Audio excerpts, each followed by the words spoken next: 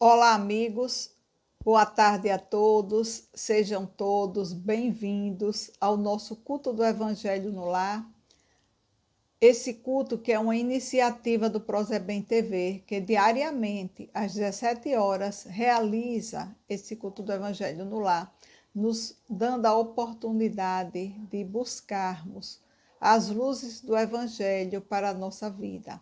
Hoje nós vamos ver o poder da fé. Esse item que nós vamos ler, ele está lá no capítulo 18. O título do capítulo é A Fé Transporta Montanhas. Então vamos à leitura do Evangelho, que vai servir de base para a nossa reflexão nessa tarde. O poder da fé.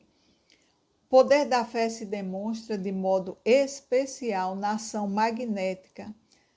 Por seu intermédio, o homem atua sobre o fluido agente universal, modifica-lhes as qualidades e lhe dá uma impulsão, por assim dizer, irresistível. Daí decorre que aquele que a um grande poder fluídico normal junta ardente fé, pode, só pela força de sua vontade, dirigida para fazer o bem, operar esses singulares fenômenos de cura e outros tidos antigamente por prodígios, mas que não passam de efeito de uma lei natural. Tal motivo porque Jesus disse a seus apóstolos: se não o curastes, foi porque não tinhais fé. Então vamos agora à nossa prece inicial.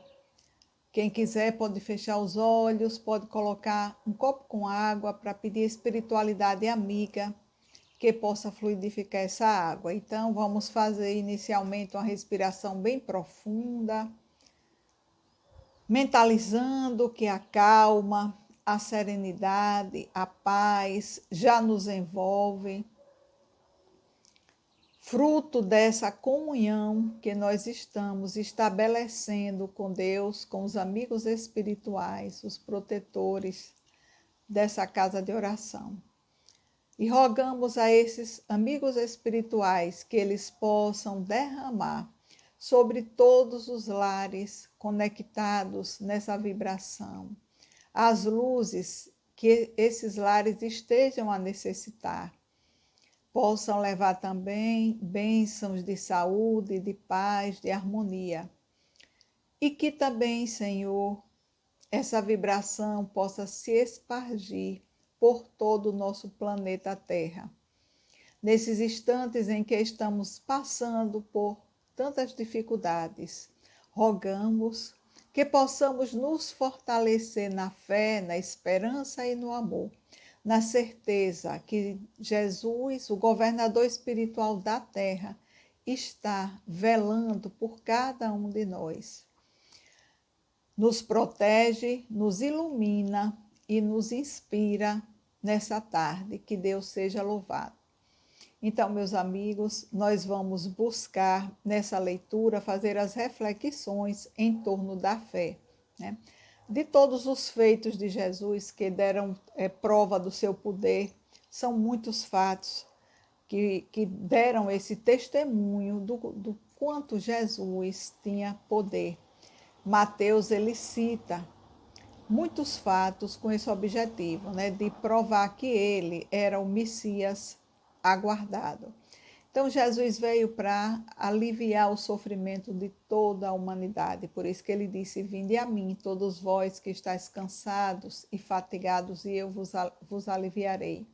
Quando ele passou pela terra, ele realizou muitas curas.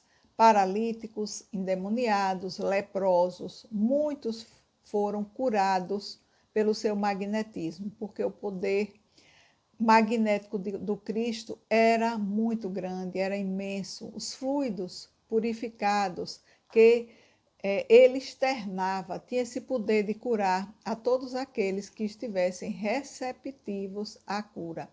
Nós vamos ver aqui o exemplo da mulher hemorroísa.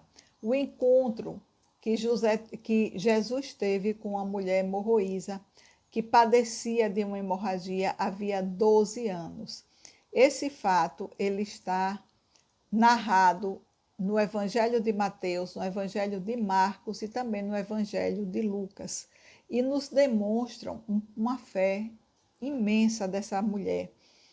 Então, por isso nós vemos o que Jesus disse e o que ele dizia, né? Na maioria das suas curas, ele dizia: a tua fé te curou, porque a fé ela é imprescindível para a cura. As curas efetuadas pelo Cristo, no final, normalmente, ele tinha essa frase: a tua fé te curou. E a cura dessa mulher hemorroísa, que está narrada nesses evangelhos, era uma mulher que padecia desse fluxo de sangue, já tinha 12 anos. Sofria muito porque já tinha gasto todos os recursos que ela possuía, buscando a cura daquela doença. E ela sofria um grande preconceito, porque a mulher, quando estava com aquele fluxo de sangue, ninguém poderia tocar nela, nem ela tocar em ninguém, porque senão se tornava impuro. Quem tocasse naquela mulher que estava com aquele fluxo de sangue, a pessoa se tornava impura. Então ela padecia muito, ela estava no auge do seu sofrimento, 12 anos, perdendo vitalidade, ela se sentia como se a vida estivesse se esvaindo. E ela ouviu falar de Jesus. Jesus havia sido convidado para ceiar na casa de Levi. E aí, quando ele estava lá, chegou Jairo solicitando a presença do Cristo para curar sua filha. Nos conta Mateus que o mestre se levantou, né, e foi para a casa de Jairo. Então, nesse trajeto, segundo a narrativa de Mateus, né, foi que a mulher ouviu, né, que Jesus estaria passando entre a multidão. E aí, o que foi que ela fez?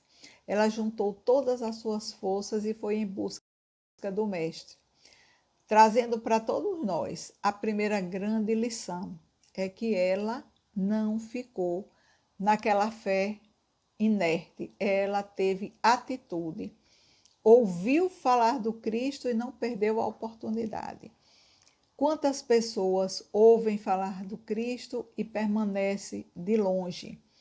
Ouve falar dos ensinamentos do Cristo, mas não consegue chegar perto do Cristo, não consegue se aproximar do Cristo porque não tem coragem para vencer as próprias limitações e os preconceitos. Então, essa lição dessa mulher que se movimentou até Jesus é para todos nós. São muitas as passagens do Evangelho que nos mostram das dificuldades das pessoas de seguir Jesus. Elas permaneciam ali na multidão, algumas querendo cura, outras apenas por curiosidade e outras até querendo fazer o mal a Jesus, né? Então, nós vemos que os interesses da multidão, eles são diversos. O Evangelho ele nos mostra a dificuldade primeira dessa mulher que foi vencer a multidão. Primeiro ela teve que vencer aquela multidão interna. A multidão interna são os erros, as imperfeições, são as dúvidas, né? É aquela fé vacilante. Então, ela teve que vencer essa multidão interna para depois vencer aquela multidão externa. Igual a Zaqueu. Zaqueu, quando decidiu ver o mestre, ele se deparou com uma grande multidão. E ele, que era de uma estatura baixa, e ele prontamente criou uma estratégia para vencer a multidão e subir numa árvore para falar com Jesus, né? E ele conseguiu, de tal forma que Jesus, ao passar pela árvore, disse: Zaqueu, desce, é preciso que eu vá na sua casa. Então, na atualidade, nós continuamos tentando nos aproximar do Cristo e continuamos enfrentando diversas dificuldades.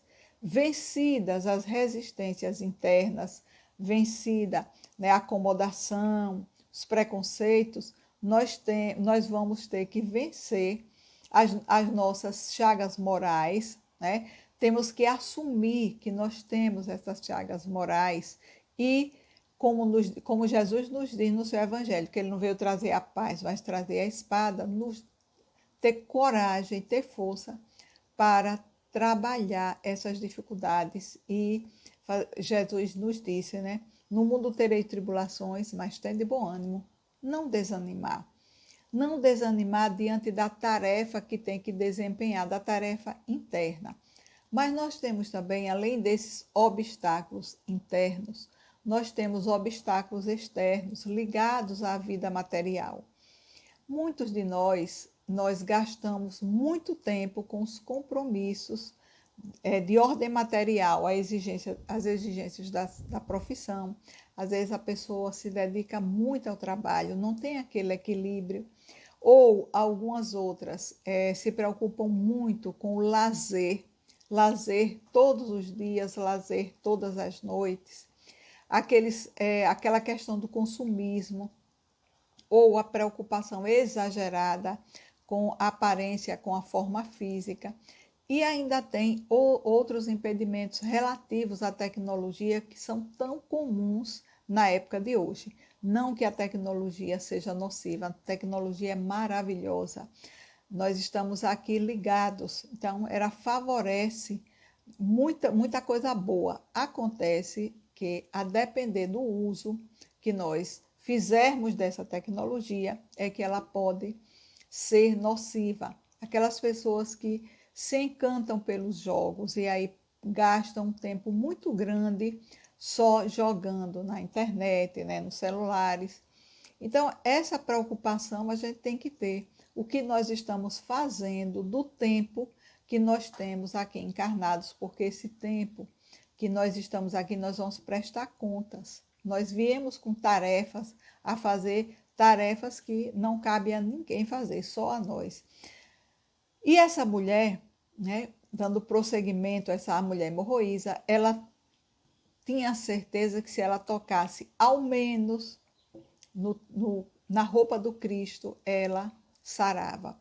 E essa questão do manto, ela é muito significativa, é uma simbologia que traz muitos ensinamentos, porque pela tradição judaica, o homem devia se vestir com um manto. E na borda, né, desse manto, existia um bordado azul, e esse bordado tinha uma simbologia. Ele era colocado ali para que o homem estivesse sempre lembrado da necessidade de viver de acordo com os mandamentos divinos, de acordo com as leis de Deus. Então, ali era para estar sempre lembrando a ele que ele tinha deveres a cumprir. Tocar naquele manto, quando a mulher tinha aquela certeza e decidiu tocar, ela tocou exatamente no local onde estava lá bordado e que relembrava, né? Era a lembrança das leis divinas. E com isso, ela buscou o reencontro com os mandamentos. Com isso, ela se renovou e se purificou. Por quê? Porque ela se aproximou do Cristo. Todo mundo que se aproxima do Cristo recebe virtudes. E essas virtudes são decorrentes da sua vivência, agora pautada nas leis de Deus. Então, esse reencontro com Deus, ela toca ali, foi ela reencontrar a essência divina dela, foi ela readquirir a sua pureza. E aí ela sarou físico e de uma forma física e espiritual também, né? Porque logo, né, a causa da enfermidade, ela foi sanada.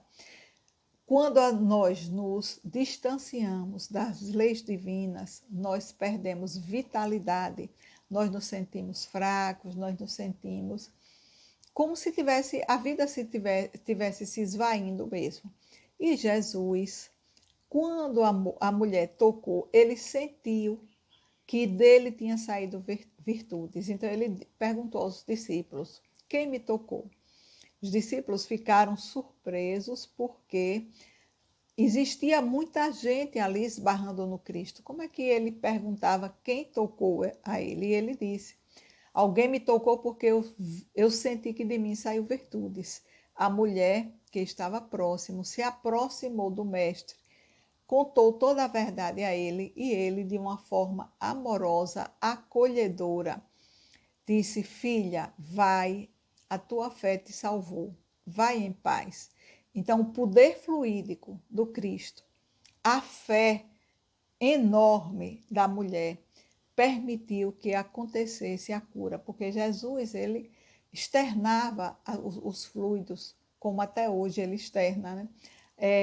Continuamente. Mas ela assimilou aqueles fluidos, atraiu a força da sua fé, atraiu os fluidos e ela assimilou, promovendo assim a sua cura. Quantos de nós, nesse instante aqui, que nós estamos realizando esse culto do Evangelho no lar, nós não estamos nos sentindo como se a vida estivesse se esvaindo mesmo, né? Sentindo fracos, desanimados, a vida sem sentido. São muitos os adoecimentos que a toda hora nós estamos tomando conhecimento, mas não vamos esquecer do que Jesus nos disse. Jesus disse: eu vim para que tenha vida e vida em abundância. Então, o que causa esse estado de debilidade, de se achar que a vida não tem sentido, é exatamente o afastamento, o distanciamento das leis divinas. Nós precisamos andar, pautar a nossa vida de acordo com o Evangelho do Cristo. E assim nós vamos ter vida e vida em abundância. Foi ele que disse, né? Então, o exemplo dela nos faz refletir bastante sobre a nossa postura diante de tudo que nós já conhecemos e diante também da lei divina, né? Como é que também está a nossa fé.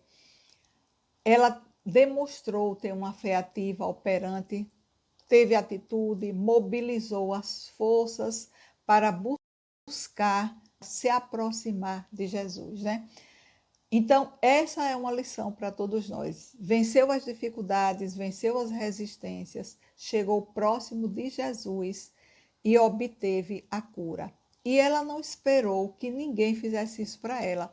Ela, por si, teve essa iniciativa e ela agiu. A iniciativa partiu dela, porque Jairo, ele foi buscar Jesus para salvar sua filha. Já o cego Bartimeu gritou, né? Mestre, mestre.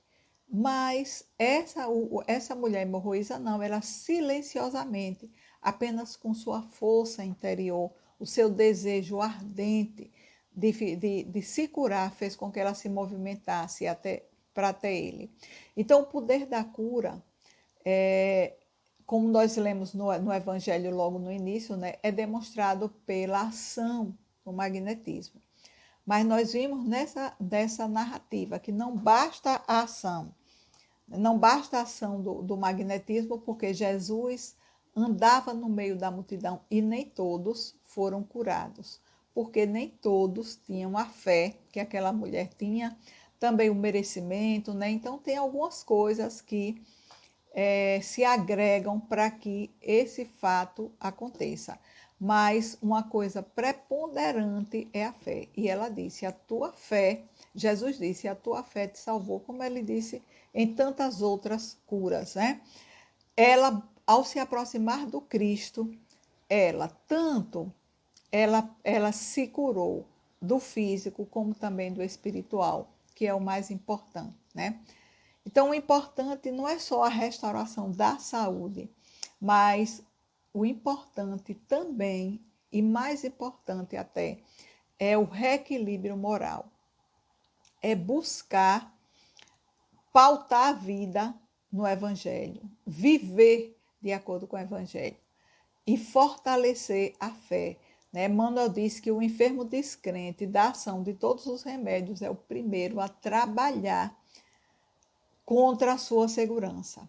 Então, até um remédio que nós tomamos de farmácia, se nós tomamos sem fé, nós estamos trabalhando para que aquele remédio ele não tenha eficácia. E Emmanuel tem um texto que ele fala do magnetismo pessoal, onde ele tem um trecho que nós vamos fazer uma leitura para concluir o nosso evangelho, que diz assim: Jesus, em sua passagem pelo planeta, foi a sublimação individualizada do magnetismo pessoal. Em sua expressão substancialmente divina, as criaturas elas disputavam a sua presença e queriam ser tocadas, buscando a cura para os seus males. Então, muita paz para todos. Nós vamos fazer a nossa prece final de gratidão a Deus por esses instantes em que estivemos ligados nessa vibração de amor do Evangelho de Jesus. Jesus, nosso guia, nosso modelo, nosso irmão maior. Agradecemos por esses instantes em que aqui estivemos buscando refletir acerca do Evangelho do Cristo. Buscamos compreender sobre o poder da fé, meditando nessa passagem da mulher hemorroísa, o poder dela. Senhor da vida, rogamos que todos nós possamos fortalecer a nossa fé, fortalecer a nossa esperança, a nossa boa vontade, para seguirmos os caminhos que nos libertam, para que possamos, Senhor, vivermos cada vez mais próximos de Ti, para partilharmos dessa vida em abundância prometida por vós. Abençoa, Senhor,